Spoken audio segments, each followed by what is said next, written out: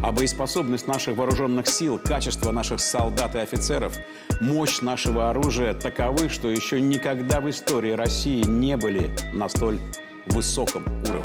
Російська пропаганда багато років забивала голову як скрепного народу, так і країн Заходу міфом про непобідімі елітні підрозділи Збройних сил, про такі легенди, як ВДВ, спецназ або морська піхота. Саме на воїнах морських, а в нашому випадку скоріше річних, ми і зупинимося. Зануримося в образ цих любителів легкого морського бризу. Російська публіка знає про цей елітний рід військ тільки з кіно та телебачення, які так старанно намагались створити образ непохитних та всесильних воїнів Посейдона. Якщо говорити про елітні підрозділи російської армії, то вони дійсно існують. То це добре підготовлені, фахові підрозділи, які мають бойовий досвід. Але ці підрозділи зіткнулися з опором Збройних сил України, на який вони явно не розраховували, до якого вони не готувалися, і це стало основною причиною їх поразки.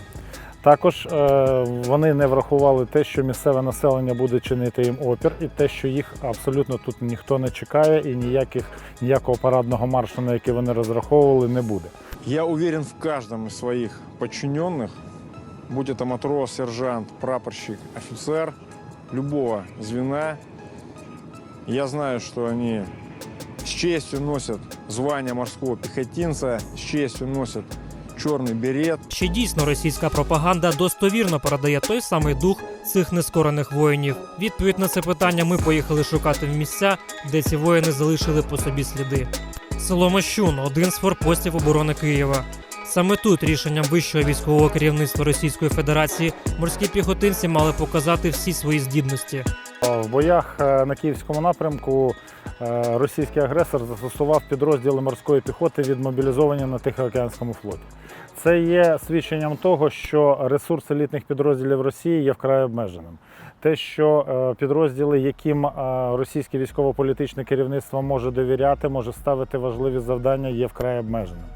Відсутність таких підрозділів в центральному та західному військовому округах свідчить лише про те, що агресор не готувався до такого ходу подій, який він отримав під час оборони Києва. Російські морські піхотинці, які приїхали на навчання до України, вправно здали іспити із занурення на глибину. Вже традиційно ми знаходимо форму та боєприпаси, які лишають військовослужбовці Збройних сил Російської Федерації по собі. На цей раз панічно втікаючи морська піхота полишила всю свою амуніцію та зброю. Втікали вони, до речі, теж символічно – уплав. Російські морпіхи відзначились в Сирії, відзначились в Чечні, але відразу слід зазначити, що там, де вони зустрічали гідний опір, вони не могли нічого показати. Єдине, що вони вміли, то це придушувати повстанські рухи, а також скоювати злочини проти цивільного населення. Для морських піхотинців зі складу 155-ї окремої бригади морської піхоти Тихоокеанського флоту руйнувати все, що будувалось роками, та вбивати мирне населення – звичайна справа. Все це вони вже колись робили в Чечні, Азербайджані та Грузії. Ті військові злочини, які були скоєні на території України, масові зґвалтування, грабунки, мародерства, нищення майна громадян, нищення культурних цінностей не є чимось новим. Таким стилем ведення війни відзначалася російська армія в роки Першої світової війни, відзначалася Червона армія під час придушення національно-визвольного руху в Україні в 17-21 році, відзначалася Червона армія в 45-му році в Європі. На даний момент хотілося б нагадати ті самі Німеччині та Угорщині, що коїлось на цих територіях протягом зими-весни 1945 року, коли Червона армія прокотилася хвилею гвалтувань, хвилею нищення, хвилею мародерства, в якому були замішані не тільки рядові солдати, але й вище воєнно-політичне керівництво Червоної армії, як, наприклад, маршал Жуков.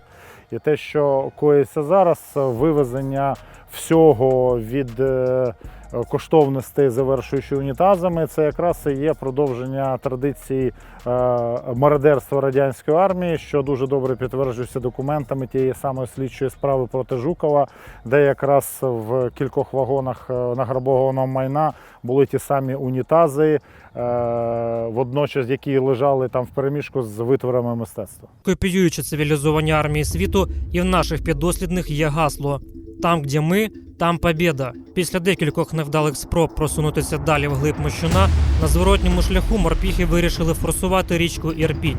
Річних вовків чекала тільки біда. Ми не будемо прогнозувати форсування цими професіоналами Дніпра, проте впевнені, приблизну картину ви вже собі уявляєте. Після запеклих боїв на Київщині дуже багато розбитої техніки ворога завезли сюди в Бучу. Це будуть майбутні експонати для музею російсько-української війни. Власне, один із них – це БТР-82, який, власне, використовують підрозділи морської піхоти Російської Федерації. Вони не мають водночас і бойового духу, і вони не мають бойових спроможностей. І якраз та тотальна корупція, яка пронизила всю російську державність, в тому числі їх збройні сили, якраз і є, можна так сказати, спонсором нашої перемоги. От що в морпєхів дійсно вийшло, як то кажуть, на 5 з плюсом, так це зачистити вже і без того полишення будинків мешканців Мощуна, забрати собі цивільний одяг і наздогнати вже поспішаючи на підводну вечірку ракетний крейсер «Москва». Морські піхотинці російської армії, які випадково заплили в село Мощун, залишили після себе тільки уніформу та пограбовані будинки. З награбованим вони ж втекли в напрямку руського воєнного корабля. Російське військово-політичне керівництво відмовиться від проведення параду в традиційній схемі, які вона проводила останні, можна сказати, 10 років. Якщо парад і буде, то він буде у видозміненому характері. А також можлива ситуація, що російському суспільству буде запропонована якась картинка, яка замінить цей парад, а одночасно буде спрямована на підвищення градусу насильства всередині російського суспільства. То чи дійсно цей руський дух настільки незламний? На це риторичне питання ви можете відповісти і самі. А от щодо фільмів та сюжетів на федеральних каналах про крутих морпіхів, схоже, що скоро на фронт почнуть відправляти вже акторів та ведучих новин, які так само вірять у незламність цього руського духа.